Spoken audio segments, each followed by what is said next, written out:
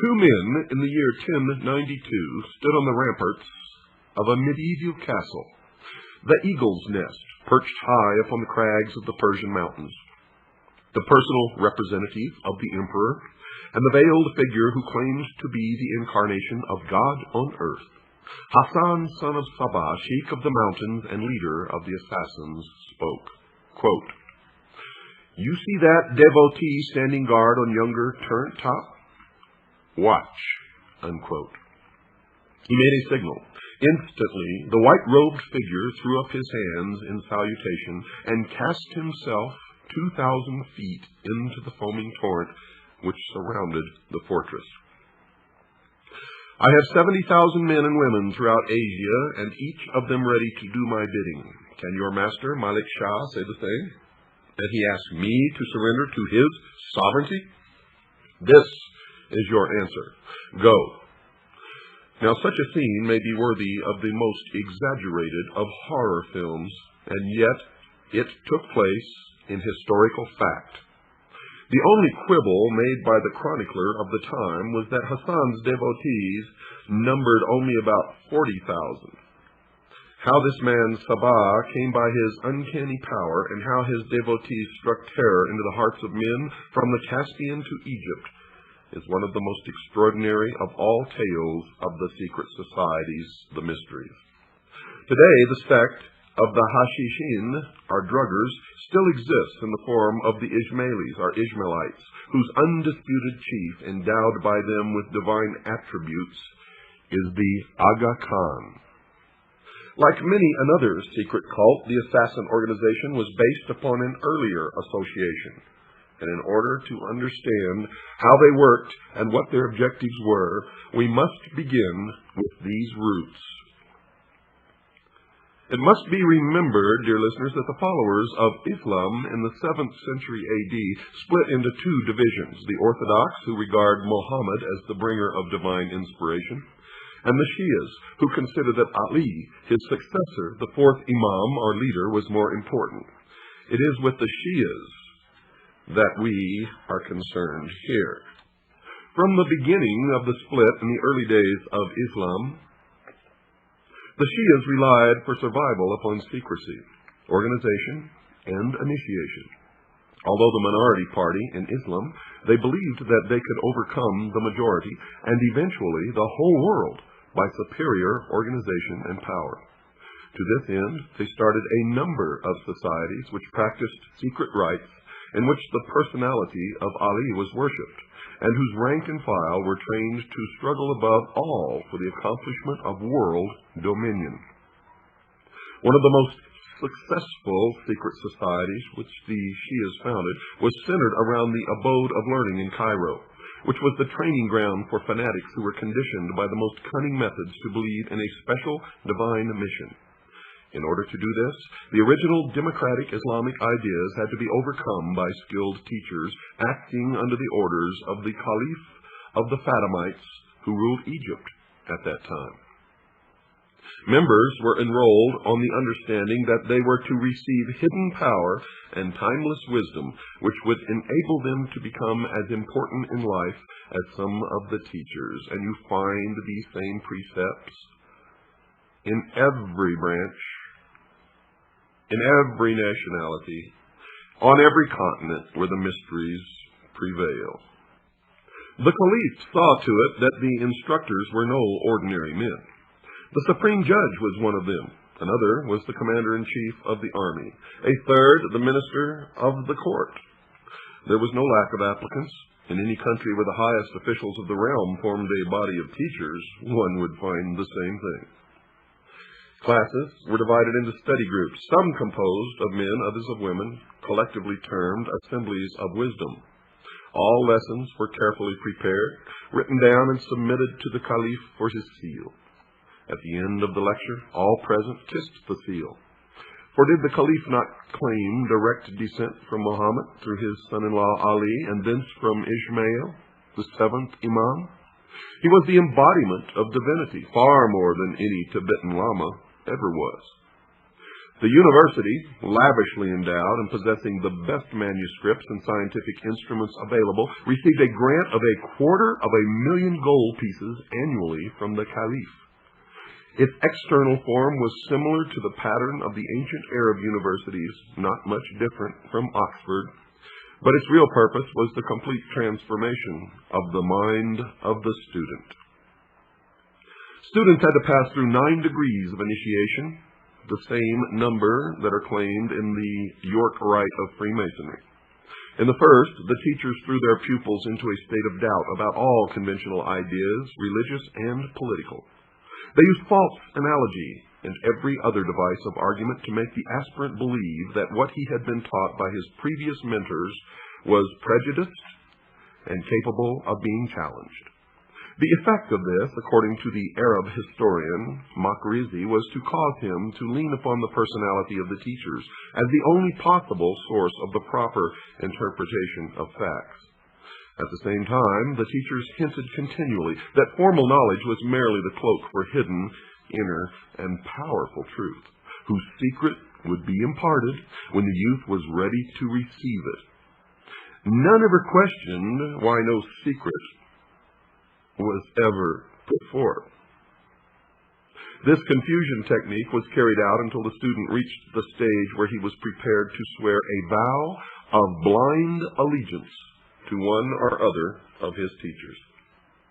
This oath, together with certain secret signs, was administered in due course, and the candidate awarded the first degree of initiation. The second degree took the form of initiation into the fact that the imams, the successors of Muhammad, were the true and only sources of secret knowledge and power. Imams inspired the teachers. Therefore, the student was to acknowledge every saying and act of his appointed guides as blessed and divinely inspired. In the third degree, the esoteric names of the 7 imams were revealed, and the secret words by which they could be conjured, and by which the powers inherent in the very repetition of their names could be liberated and used for the individual, especially in the service of the sect. In the fourth degree, the succession of the 7 mystical lawgivers and magical personalities was given to the learner. These were characterized as Adam, Noah, Abraham, Moses, Jesus, Muhammad, and Ishmael. There were 7 mystical helpers: Seth, Shem, Ishmael, Aaron, Simon, Ali, and Muhammad, the sons of Ishmael. This last was dead, but he had a mysterious deputy who was the Lord of the time, authorized to give his instructions to the people of truth, as the Ismailis called themselves. This hidden figure gave the Caliph the power to pretend that he was acting under even higher instructions. The fifth degree named 12 apostles under the 7 prophets, whose names and functions and magical powers were described. In this degree, the power to influence others by means of personal concentration was supposed to be taught. One writer claims that this was done merely by the repetition for a period of 3 years to train the mind of the magical word ak-zapt-i. To obtain the 6th degree involved instructions in the methods of analytical and destructive argument, in which the postulant had to pass a very stiff examination. The 7th degree brought revelations of the great secret that all humanity and all creation were one, and every single thing was a part of the whole, which included the creative and destructive power, the androgynous God. But as an Ismaili, the individual could make use of the power which was ready to be awakened within him and overcome those who knew nothing of the immense potential of the rest of humanity. This power came through the aid of the mysterious power called the Lord of the Time. To qualify for the 8th degree, the aspirant had to believe that all religion, philosophy, and the like were fraudulent. All that mattered was the individual, who could attain fulfillment only through servitude to the greatest developed power, the Imam. The 9th and last degree brought the revelation of the secret that there was no such thing as belief. All that mattered was action, and the only possessor of the reasons for carrying out any action was the chief of the sect. As a secret society, the organization of the Ismailis, as outlined above, was undoubtedly powerful and seemed likely to produce a large number of devotees who would blindly obey the orders of whomever was in control of the edifice. But, as with many other bodies of this kind, there were severe limitations from the point of view of effectiveness. Perhaps the phase of revolt or subversion planned by the society did not in the end get underway.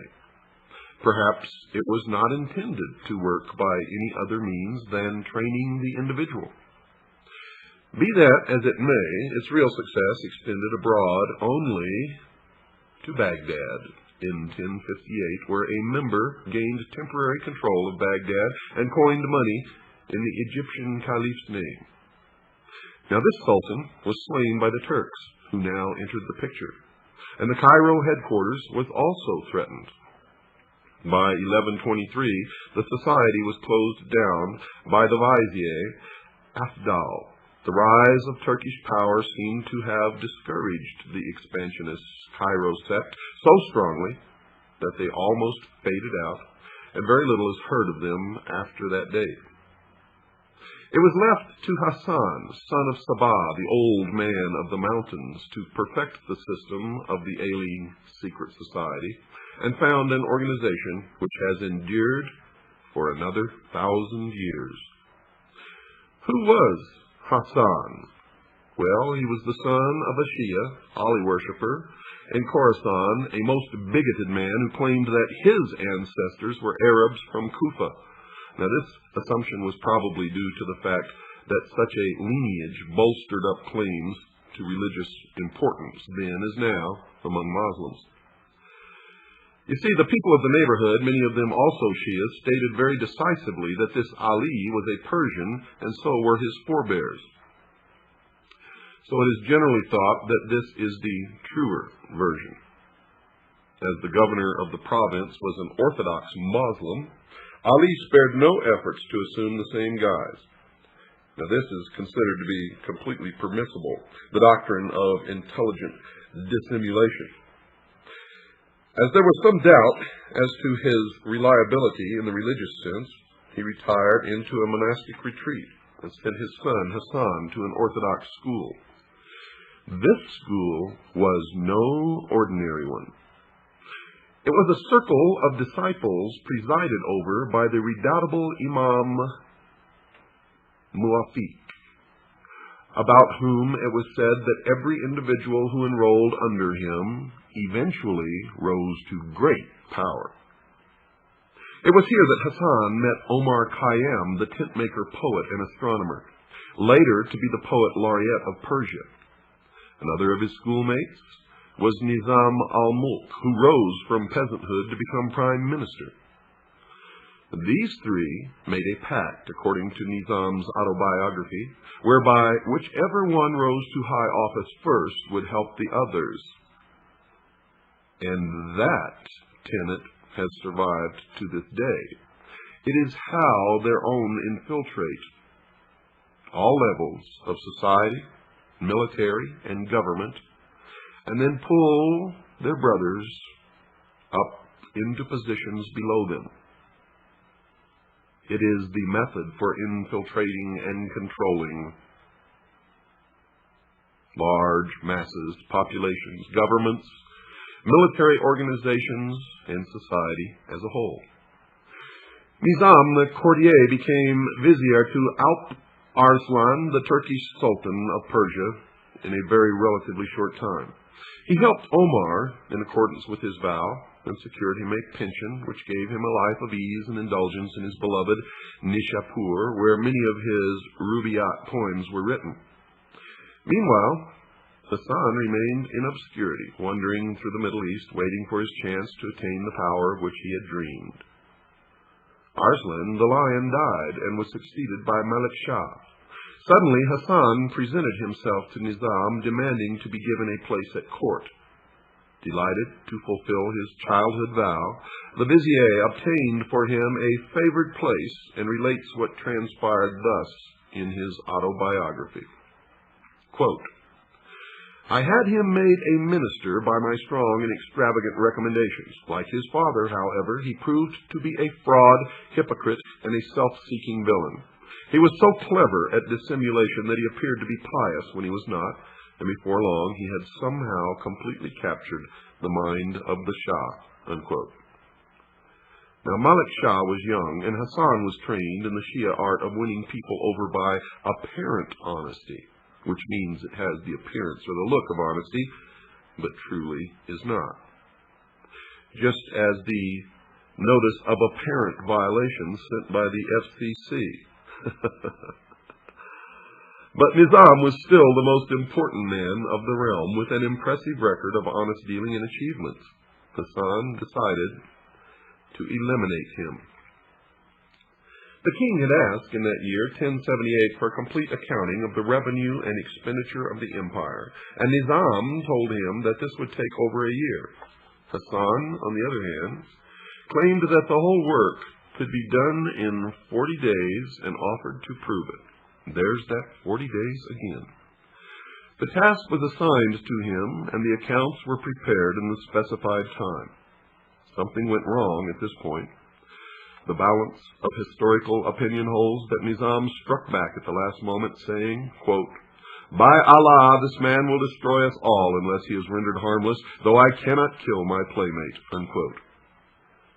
And whatever the truth may be, it seems that Nizam managed to have such disparities introduced into the final calligraphic version of the accounts that when Hasan started to read them, they appeared so absurd that the Shah, in fury, ordered him to be exiled. As he had claimed to have written the accounts in his own hand, Hasan could not justify their incredible deficiency and could not slough the blame off upon his friend.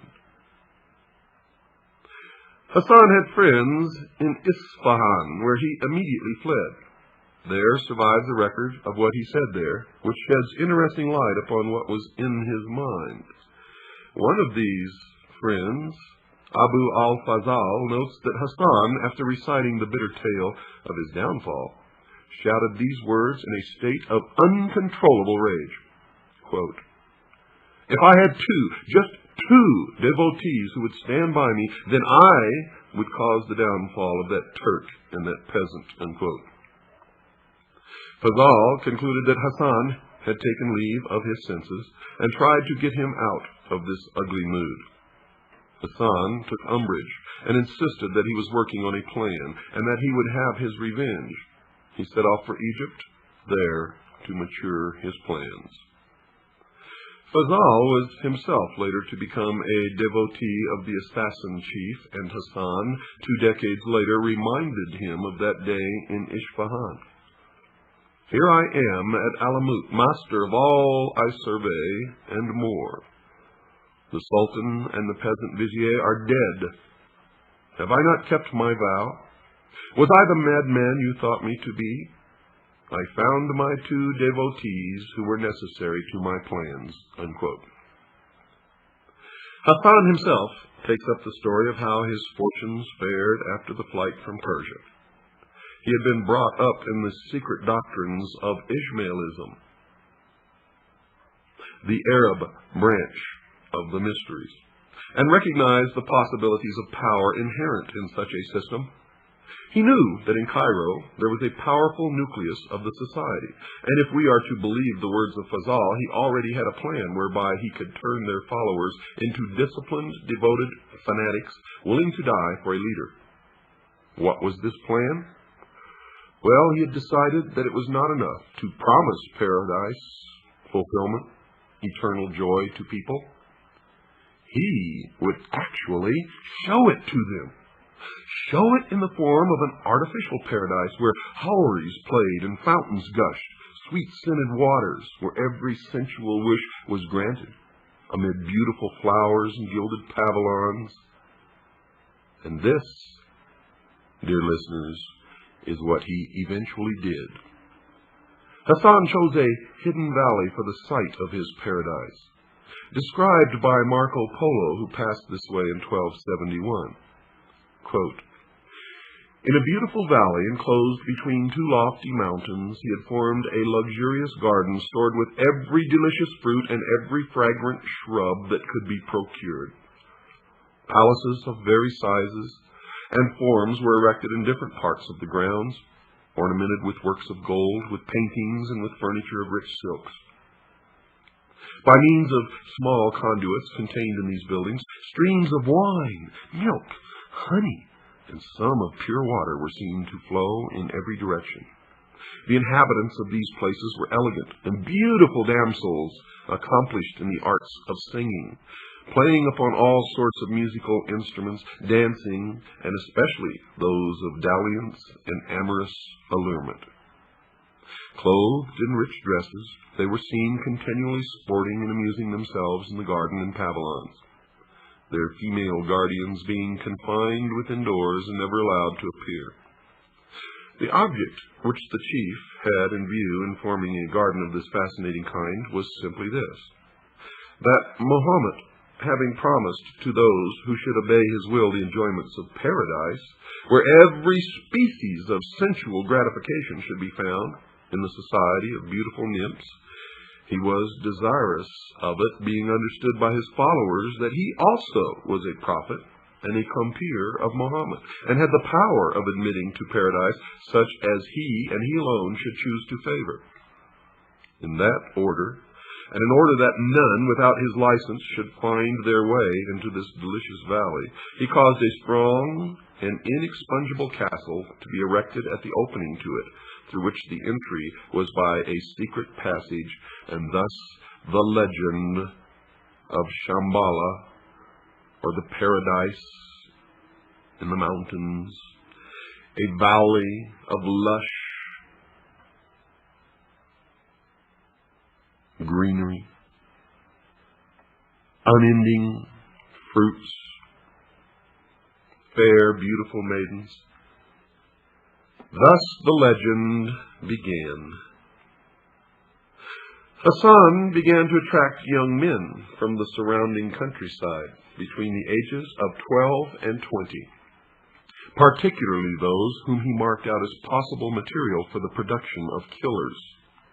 And every day he held court, a reception at which he spoke of the delights of paradise, and at certain times he caused drops of a soporific nature to be administered to 10 or sometimes a dozen youths.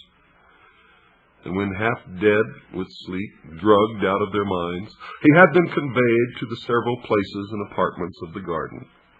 Upon awakening from this state of lethargy, their senses were struck by all the delightful objects, and each perceiving himself surrounded by lovely damsels, singing, playing, and attracting his regards by the most fascinating caresses, serving him also with delicious viands and exquisite wines, until, intoxicated with excess and enjoyment, amidst real rivers of milk and wine, he believed himself assuredly in paradise, and felt an unwillingness to relinquish its delights.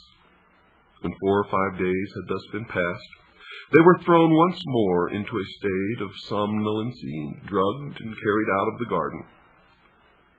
Then, upon being carried to his presence and questioned by him as to where they had been, their answer was, "In paradise, through the favor of your highness."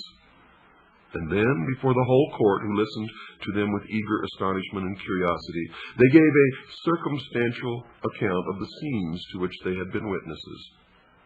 The chief, thereupon addressing them, said, quote, "We have the assurance of our prophet that he who defends his Lord shall inherit paradise. And if you show yourselves to be devoted to the obedience of my orders, that happy lot awaits you." Unquote. Now, suicide was at first attempted by some to be able to return to the paradise that they had just left, not knowing that it was an illusion. But the survivors were early told that only death in the obedience of Hasan's orders could give the key to paradise. And in the 11th century, it was not only credulous Persian peasants who would have believed such things were true, Even among the more sophisticated people, the reality of the gardens and houris of paradise were completely accepted. True, a good many Sufis preached that the garden was allegorical, but that still left more than a few people who believed that they could trust the evidence of their senses. The Ancient Art of Imposture by Abdul Rahman of Damascus gives away another trick of Hasan's. You see, he had a deep, narrow pit sunk into the floor of his audience chamber. One of his disciples stood in this in such a way that his head and neck alone were visible above the floor, and around the neck was placed a circular dish in two pieces which fitted together, with a hole in the middle.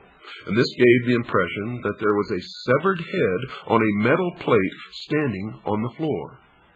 Now, in order to make the scene more plausible, if that is the word, Hasan had some fresh blood poured around the head on the plate. Then the recruits were brought in, the initiates. "Tell them," commanded the chief, "what thou hast seen." Then the disciple, appearing as a head on the plate, described the delights of paradise. Quote, "You have seen the head of a man who died, whom you all knew. I have reanimated him to speak with his own tongue." Unquote. And then he would really sever treacherously the man's head in real earnest, and stuck for some time somewhere that the faithful would see it. And the effect of this conjuring trick, plus murder, increased the enthusiasm for martyrdom to the required degree, and gave him unbelievable control over his flock. There are many documented instances of the recklessness of the Fidain, devotees of the Ismailis, one witness being a Westerner who was treated a century later to a similar spectacle to that which had appalled the envoy of Malik Shah. But we've got to take a break first, folks. Don't go away. I'll be right back after this very short pause.